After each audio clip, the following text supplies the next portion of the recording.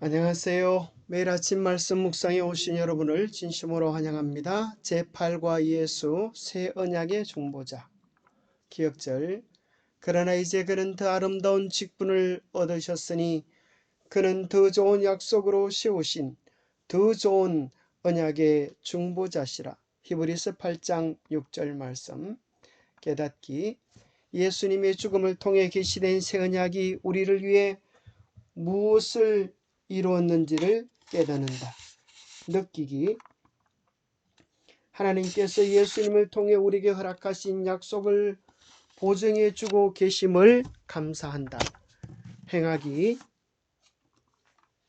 마음의 변화를 통한 참된 순종을 통해 하나님을 향한 우리의 사랑을 표현한다. 이번 과는 제8장 새 언약의 중보자 되시는 예수님에 대하여 배우게 됩니다. 1월 소지는 새 언약의 필요성, 월요일 새 언약의 특징, 화요일 새 언약에 있는 더 좋은 중보자, 수요일 새 언약에 있는 더 좋은 약속, 목요일 마음의 문제를 해결. 그래서 새 언약은 더 좋은 중보자가 계시고 더 좋은 약속이 있고 근본적으로 우리의 마음을 변화시키는 하나님의 놀라운 역사하심입니다. 새 언약이 왜 필요했을까요? 1월 소지입니다. 레위 계통의 제사 직분으로 말미암아 온전함을 얻을 수 있었으면 어찌하여 아론의 반차를 따르지 않고 멜기세덱의 반차를 따르는 한 제사장을 세울 필요가 있느냐? 레위 계통의 제사 직분으로 말미암아 온전함을 얻을 수 있다고요? 없다고요? 없었기 때문에 멜기세덱의 반차를 따르는 제사장을 세울 필요가 있었습니다. 그는 육신에 속한 한 계명의 법을 따르지 아니하고 오직 불멸의 생명의 능력을 따라 되었으니 레위 계통의 제사장은 불멸의 생명이 없어서 제사장들이 죽고 계속 바뀌게 되는 것입니다. 그래서 영원히 보증지고 책임질 불멸의 생명의 능력을 가진 분이 오셔야 했습니다. 정언하기를 내가 영원히 멜기세덱의 반차를 따르는 제사장이라 하였도다. 전에 있던 계명은 연약하고 무익함으로 피하고 전에 있던 옛 언약에 속한 제사 제도를 이야기합니다. 이 땅의 성소 제도는 연약하고 무익함으로 폐해졌습니다. 율법은 아무것도 온전하게 못할지라 이에 더 좋은 소망이 생기니 이것으로 우리가 하나님께 가까이 가느니라. 옛 언약의 문제는 그것이 온전함을 제공할 수 없다는 데 있었습니다. 바울은 레위 계통의 제사장 직분과 그 사역에 관하여 말하고 있습니다. 제사, 제도와 절기 등등입니다. 그들을 통해 바쳐진 제물은 참되고 온전한 속죄 또는 하나님께로 나아가는 온전한 길을 제공할 수가 없었습니다. 새 언약이 필요했다는 사실이 하나님께서 옛 언약을 주셨을 때 그들에게 주신 언약이 문제가 있거나 부족했다는 뜻이 아닙니다. 그것을 지키는 백성들 편에서 하나님께 대하여 불순종하고 우상 숭배를 했기 때문입니다.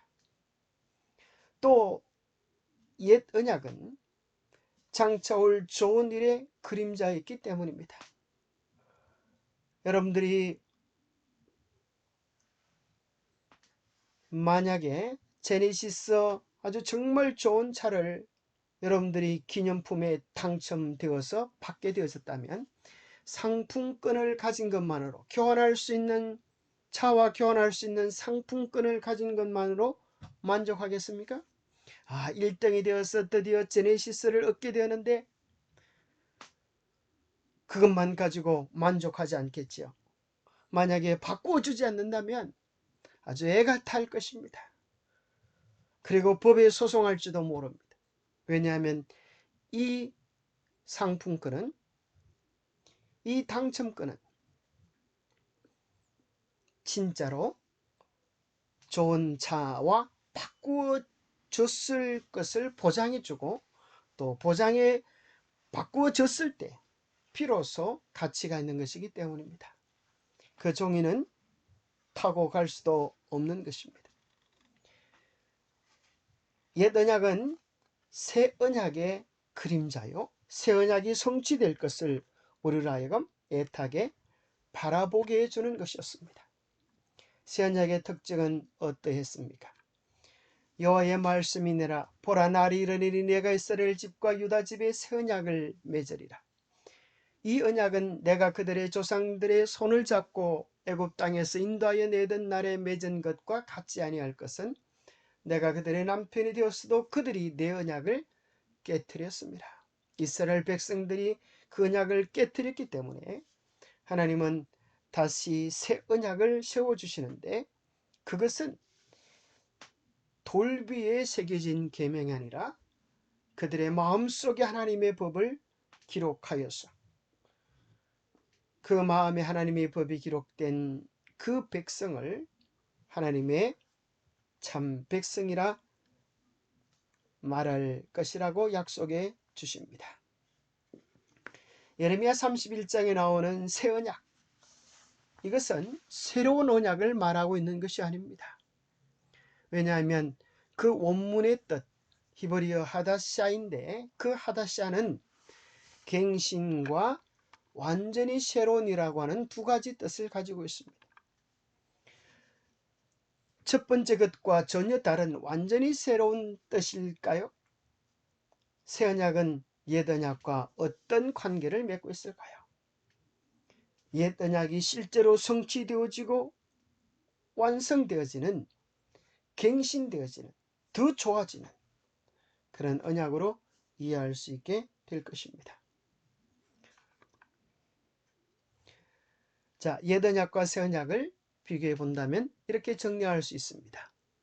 옛 언약은 돌비에 기록한 하나님의 계명이라고 하면 새 언약은 신비에 기록한 하나님의 계명입니다.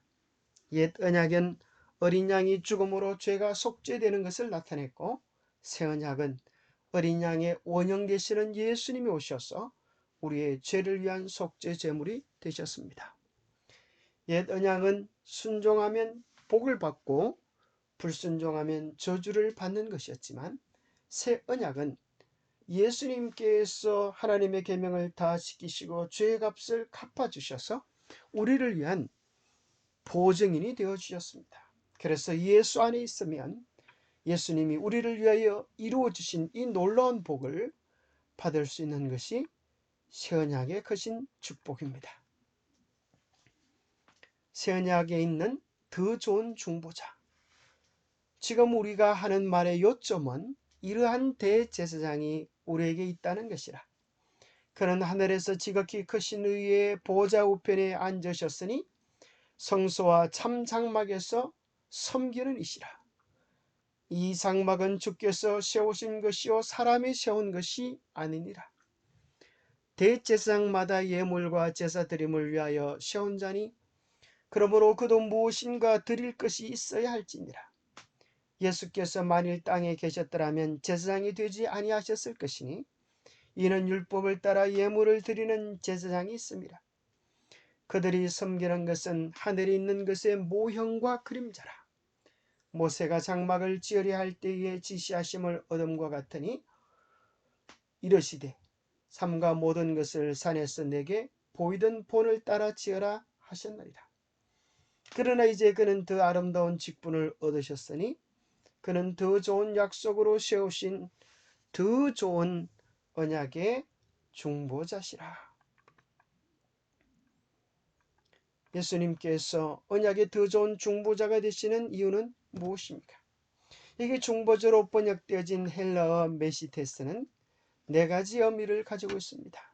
둘 이상의 당사자들 사이의 중재자 혹은 협상가 또는 사업상의 중개인 혹은 법적 정언의 정인. 네 번째는 협상의 실행을 보증하는 보증인이 되는 것입니다. 옛날에 이런 일들이 참 많이 있었습니다. 부탁합니다. 배는 안 끼칠 테니 제발 보정을 좀 서주십시오. 아주 가까운 친척이 와서 사정사정을 하면 어쩔 수 없이 보정을 섰다가 이 사람이 돈을 제대로 갚지 않으면 보정서전구 때문에 부도가 나서 하루아침에 보따리를 싸서 도망가야 되는 그런 거지꼴 신세를 당하는 사람을 본 적이 있습니다. 왜냐하면 보정을 세울 만한 능력이 없으면서, 보정을 해줄 만한 능력이 없으면서 그냥 사정사정 해주니 피로를 봐서 잘못 도장을 찍었다가 이런 낭패를 당하는 것입니다. 그러나 새 언약의 보증이신 우리 주님은 우리의 죄값을 지불하시기에 충분하실 뿐 아니라 우리를 하나님의 온전한 백성으로 준비시키는데도 충분한 힘과 능력을 가지고 계신 분이셨습니다. 자, 예수님은 새 언약의 더 좋은 중보자가 되심을 우리는 십자가를 통하여 확실히 깨달을 수 있습니다. 주님은 말로만 중보하신 것이 아니라 우리의 죄값을 당신의 생명을 십자가에서 지불하심으로 보정비, 값들을, 우리의 죄의 빚들을 다 지불해 주셨습니다. 완납해 주신 것입니다. 예수님은 또 부활하심으로 우리도 주님과 함께 부활할 것을 친히 첫 열매로서 보정해 주신 것입니다.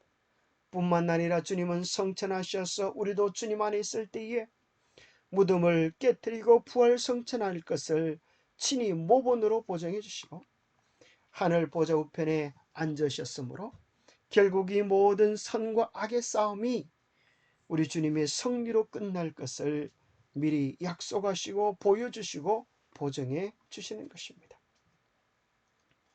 새 언약에 있는 더 좋은 약속.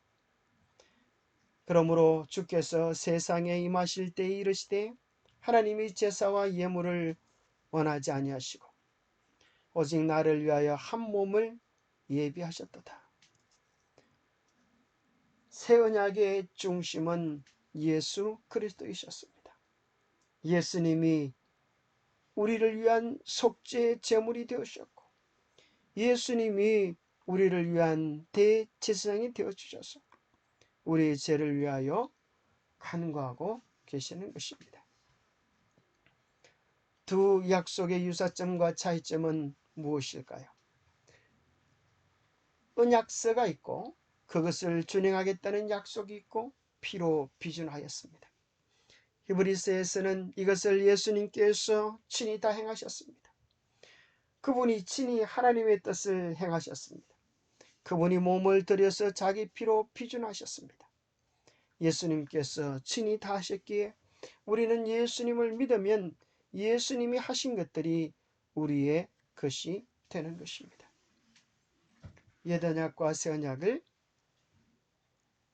비교해 보면 예수님께서 우리를 위하여 이 모든 것들을 이루셨기 때문에 우리는 그분을 믿음으로 그분이 하신 놀라운 일들을 우리의 것으로 삼을 수가 있게 되어지는 것입니다. 뿐만 아니라 목욕을 쏟지는 새 언약이 우리 안에 이루어질 때에 우리의 마음이 변화되어지는 놀라운 축복을 보장해 주고 계십니다. 예레미야 31장, 에스겔 36장은 공통된 한 가지 내용이 나오는데 그것은 하나님께서 우리의 마음에 하나님의 법을 기록하여서 우리로 하여금 온전한 하나님의 백성이 되게 해주시겠다고 하는 것입니다. 에스겔 36장에는 그것을 하는 주체는 새 영, 성령이라고 말씀하십니다. 새 영을 너희 속에 두고 새 마음을 너희에게 주되 너희의 육신에서 굳은 마음을 제거하고 부드러운 마음을 줄 것이며 또 내 영을 너희 속에 두어 너희로 내 율례를 행하게 하리니 너희가 내 규례를 지켜 행할지라. 우리가 어떻게 새로운 마음을 가지게 됩니까? 우리의 마음 속에 우리를 향한 주님의 사랑이 심어짐으로 새 마음이 생겨나게 됩니다. 마음의 변화는 사랑을 진정으로 경험함으로 이루어지는 것입니다. 우리를 위해 돌아가신 예수님의 사랑과 보호하심이 새 언약의 시작입니다.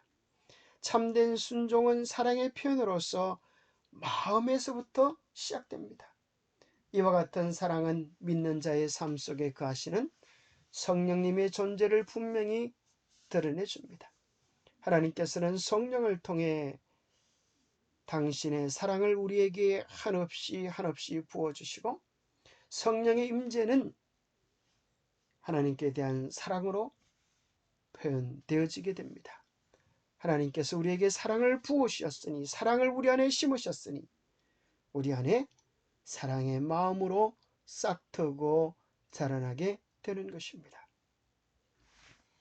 우리의 마음이 새로워져서 하나님과 같이 될 것 같으면 성령께서 우리 안에 함께 하실 때 놀라운 새 창조의 역사가 일어나는 것입니다. 하나님의 사랑이 우리의 심령에 심어지면 하나님의 법이 우리의 생애에 실천되지 않을 것인가?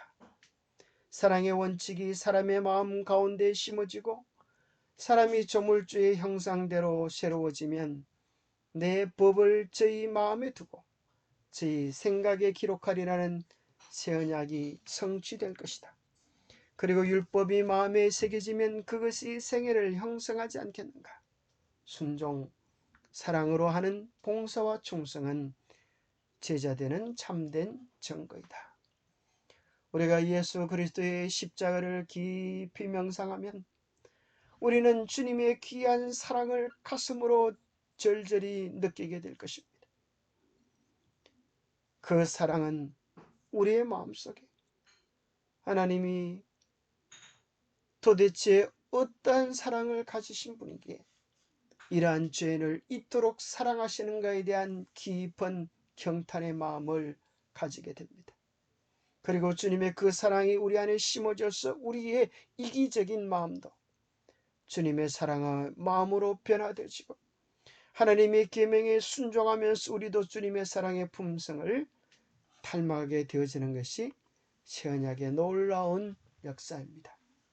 기도하겠습니다. 하나님 아버지, 우리 안에 새 언약이 참된 경험으로 이루어지도록 축복하여 주옵소서.